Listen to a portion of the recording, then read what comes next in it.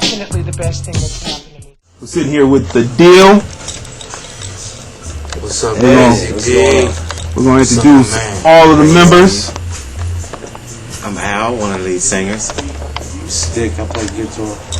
Kayo, bass player. Dee Bristol, founding member of the Deele, baby. I'm Wee, one of the vocals. Meric, keyboards. How has the music business changed since your last record? Of course, we come from the 80s, Dee. And back then you had the, started out where when a record came out, people, the fans would be like, wow, you know, all they seen was like your CD cover or your album cover. And they were so excited to see a group. So now it's changed. You got the website. You got the videos. You know, you got indie labels.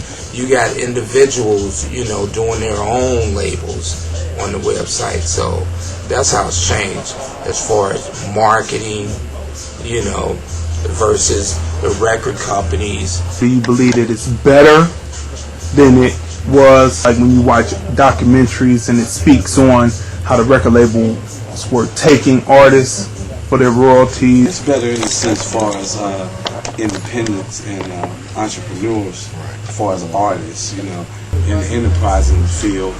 And but as far as creatively, I think it's regressed because of saturation, and there's oversaturation as far as with the sampling and not being as creative as when we came up. We were instrumental in trying to come up with things that wasn't anybody else doing. What do you believe that you stand as far as, let's say, the progression of music coming from like Bessie Smith, First Race Records, first $1 million seller, Cab Calloway, all that coming into the 30s, 40s, 50s, 60s, Motown, Stax Records? Where do you feel that your legacy falls? Were you a continuation of that urban or black music, or do you think that you started something new? We was also pretty instrumental in doing a lot of the groups that you're talking about. Back Bobby Brown, Johnny Gill, a lot of the 80s and 90s groups. So we were pretty instrumental in a lot of writing and stuff. So. Mm-hmm. So when you were in that time, when you were there doing it then, did you think about historical standpoint and saying we're following these footsteps, or were you just caught up in the daily grind and getting out there and being successful and making it? I think it was a mixture of both.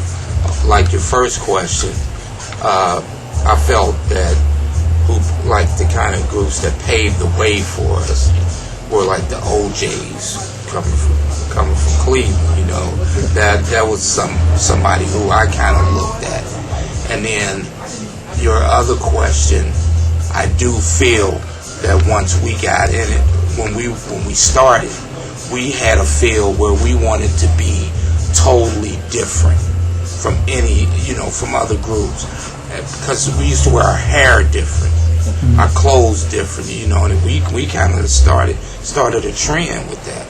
So I say we came in with a little bit of both, knowing the legacies of like the other groups like Isley Brothers, OJs, and at the same time we wanted our own thing too, and we thought we established our own way. I can remember, and it made me feel pretty good.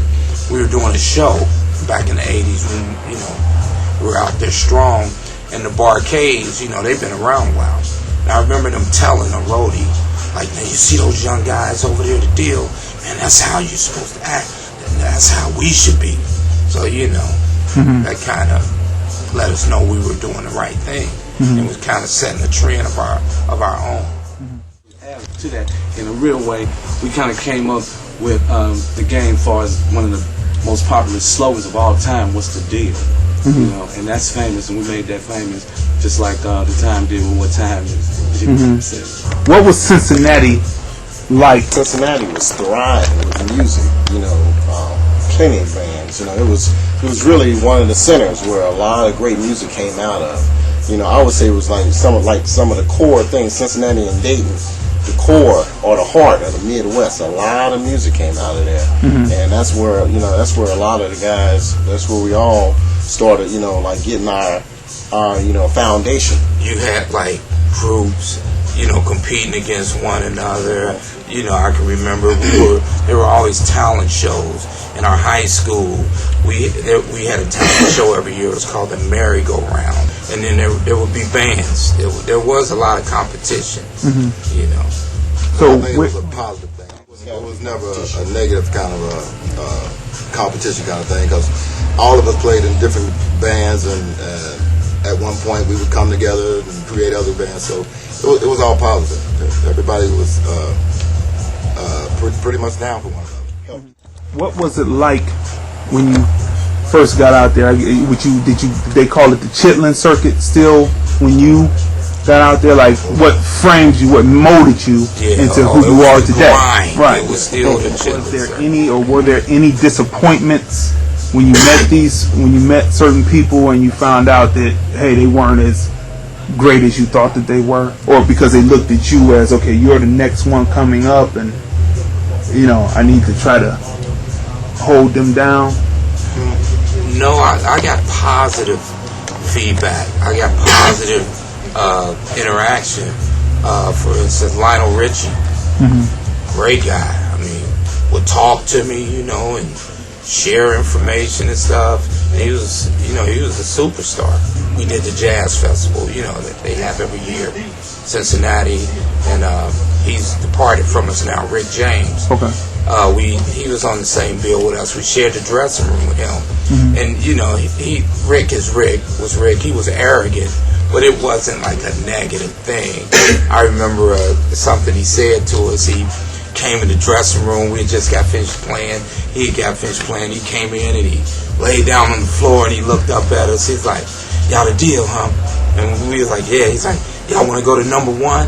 He's like, "Oh yeah." He's like, "Well, y'all gotta wait till I'm done." But it was cool. I dug it, Looking back on it, everybody can laugh now. Yeah. But I mean, then when it happened, it was cool. But did you say, no? Wait a minute. See, we were because we knew what we were going to do. Confident in what we were doing. Yeah, and we just looked at Rick like, okay, We were always confident in knowing that our day was going to come where we would be making records. We all knew that. It was something in all of us that we just kind of knew that we were going to be doing. If I may say, we had this swagger. We had a swagger earlier. That's what I was speaking on when I was saying we created our own little style that older groups was looking at. Like these young guys, they where were you when you first heard your record play on the radio? We had rented a band house. We were all staying in a band house in Cincinnati. We call it 4309 Virginia. Somebody hollered, "Our song is on," So we all ran upstairs and was crowded around the radio. And I can't even explain that feeling.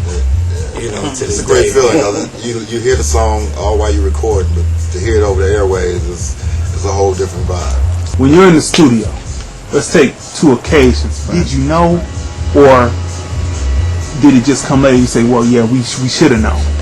I didn't know. For example, two occasions. One of our biggest songs. I actually didn't like it, and I helped write it. I know that sounds crazy. We had another song, it was an up-tempo song back in the 80s. Up-tempo stuff was like hitting, and there was another song called "Hip Chick" that I wrote that I wanted that to be the single.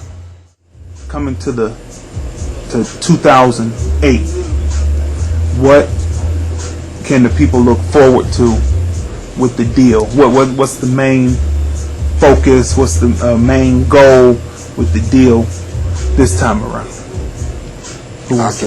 I can say two words, and those two words are good music. I wanna please you, baby. I hold you real